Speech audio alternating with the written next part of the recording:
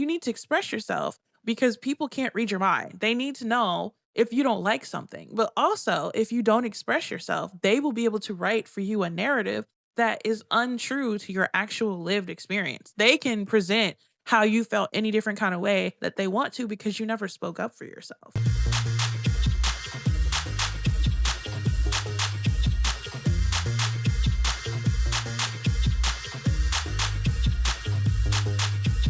Okay, so welcome to season 2 of my podcast, What Was Said, where we go behind the scenes on my songs, the meaning, the production, all of that. And this season, we are discussing my debut album, The Quiet Parts Out Loud, which just dropped and is available everywhere. I'm also making vinyl available too, so you can go right where the links be at and find it. Now, let's get into the structure of the album first. And the structure of the album is such that it is around the hero's journey, which is a traditional writing format from all of the stories ever in history, from the Iliad, the Odyssey, the Bluest Eye, how Stella got her groove back. Literally any story that you can think of throughout time, even far back into antiquity, was the first written story ever, right? It follows the hero's journey. And the hero's journey is basically like there's a call from the beyond or an unctioning inside of someone, or the spirit realm reaches out. There is a desire to seek adventure, essentially, right? And then the protagonist, the hero, goes on that journey and they encounter many trials and tribulations, even up until maybe death, possibly. And then they are reborn and then they succeed and they are the victor. And then the cycle goes right back to the top and a new adventure begins again. And that is how my album is structured. And so the first song on the album is Human Emotion. Now, to get into the headspace of where I was when I was creating Human Emotion, I had just moved to Houston from the Boston area, right? I'm originally from Burlington, Massachusetts. And Massachusetts is very like stiff upper lip. It's almost very British in a sense. It's not super emotional, it's not super passionate. The people are really kind. They're very kind, very helpful, very loving, but it's not super emotional, right? But when I moved to Houston, it was a culture shock because the city was very vibrant and very passionate, right? And this was around like 2018 timeframe. I only knew my mom in the city, that's it, but I didn't know anybody else. So I was literally going there just from scratch, making new friends, understanding the whole vibe of the city, going to Whataburger after parties at night, hearing DJ Screw bumping out of people's cars, all of these moments, the strip club culture, making friends with strippers, all of these different things. I learned so much about humanity, so much about womanhood, so much about just living and life and vibrancy.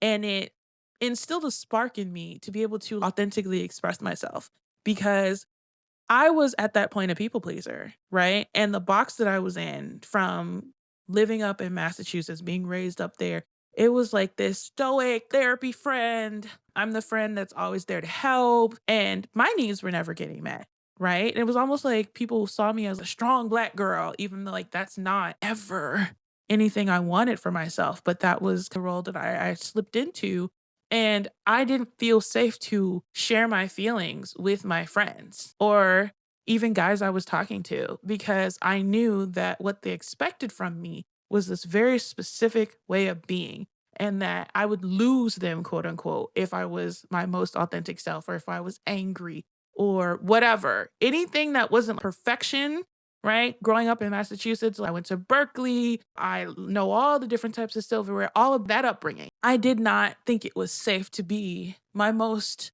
messiest self, but moving out to Houston prepared me for a season in which I call like messing my life up, which I purposely did to find my center and get back to being my most core self. I craved the ability to be a full human because when you're in that box of people pleasing and that strong black girl little square like situation, you're not really being seen as a human, you're being seen as a trope. I didn't like that, I didn't want that, and I didn't ask for that.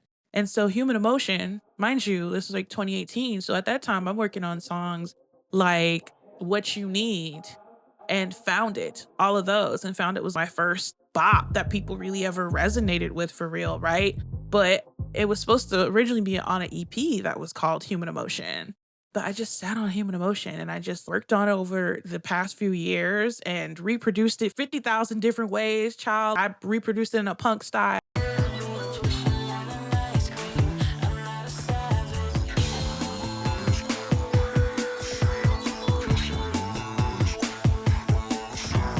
I reproduced it in so many different ways until I got to what you hear on the album.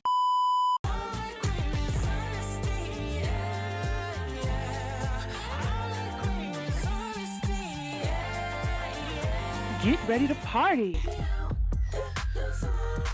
because all the latest hits from Aria Lanelle are here on The Quiet Parts Out Loud, her debut album that is out now, available on vinyl and streaming everywhere. 10 huge hits on one album. The Quiet Parts Out Loud is a debut album from Aria Lanelle. This album was written, produced, and performed by Aria Lanelle. You can purchase one vinyl for $34. You can stream it everywhere for free. www.shop.arialanelle.com.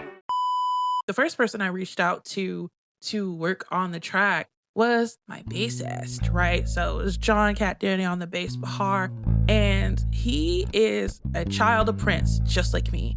And I wanted that little tang, that little kind of reference back to Prince's playing style, or Morris Day at the time, like that whole zhuzh, that slapped funk, very clean style, as a reference to Prince being my ultimate and first inspiration as a music artist and as a producer. And then when we get to the element of the hero's journey and that call from the beyond feeling, that spiritual kind of essence, right? That's where the flute comes in. And that's like Jermichael Frazier. And I reached out to him actually a few months ago to add the flute to the track for this final version, which is very through composed. It's not like your standard verse, chorus, bops, hits, all of that kind of stuff. And I wanted the flute to give the vibe of Anointed's Under the Influence. That trip hoppy feel from the 90s, like Summertime in the LBC by Sublime.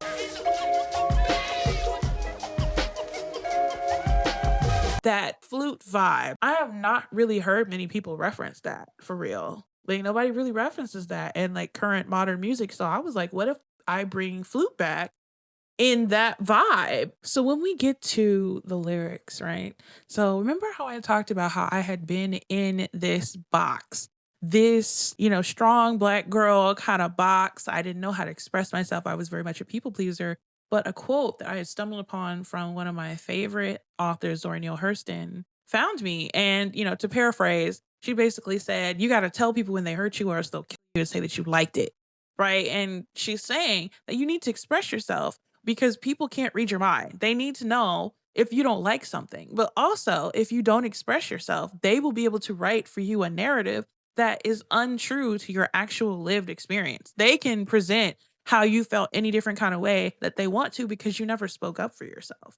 And so I had to learn the ability to speak up for myself. And Human Emotion, this song, is me craving that and kind of starting my first like little steps on that journey to being able to express myself and share all of these emotions that I had bottled up inside, knowing that a lot of the bonds that I had, a lot of the relationships and friendships that I had were not going to last because they were built on a foundation of me only showing up in a very specific, particular way. And so I'm so proud of this song. I think it is the perfect intro to my album. Like, I worked so hard on the sequencing and I wanted it to sound fresh and unique, which actually a lot of people who've listened to it, they'll like DM me or comment, oh my God, this is so fresh. This is so unique. This is so original. I feel seen. These lyrics really resonate with me. So it is touching people the way I want it to touch them on like their emotional level. And I hope that it continues to provide an outlet for people to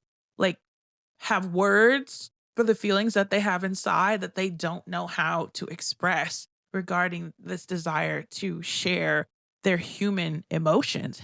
See what I did there? Ugh. And so while we're talking about this album, and it's the whole hero's journey, right? So this is that first step, that call from the beyond, that feeling that something's not quite right, that you need to change something, you need to adjust something, right? The next step on that is to go into the actual journey and have your first adventures. And that is where the second song on the album, Push, comes in. And that is going to be episode 2 of season 2 of What Was Said, discussing the making of my songs for my debut album, The Quiet Parts Out Loud, which is out now on all streaming platforms. I even have vinyl available for sale as well. And please follow me on Instagram and TikTok at Aria Lanelle. Subscribe to my channel and also sign up to my mailing list if you want like discounts on merch, if you want advance access to concert tickets, and just little notes from me as well. Occasional notes. I do not do that whole spam thing. This has been a very fun first episode back on this podcast, and I can't wait to share with you more about